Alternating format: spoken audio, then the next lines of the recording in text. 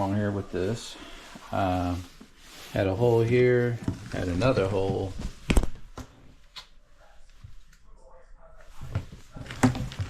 Right there. So that's what was causing all the leak. And these are proprietary Frigidaire Electrolux endings. You can't get these easily, but I found them in a appliance store. Happen to have one in stock left. So we'll go ahead and put him back on. And another thing is, the contributes to leaks is when they just sit here and they don't loop up like they should. That's another problem. So we're gonna fix that loop issue as well.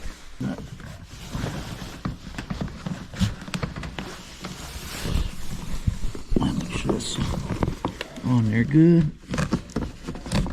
All right. All right, it's on there good. All right. All right, let's clamp them in.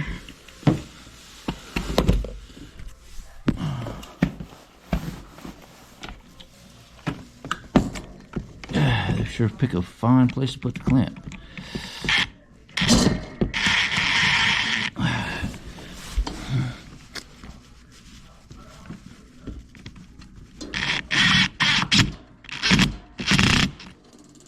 All right, pretty solid. Clip it. Hit it one more time though. Just on the safe side. Alright. Good and tight. Alright, that's it. That's the one. Alright, let's put this all in.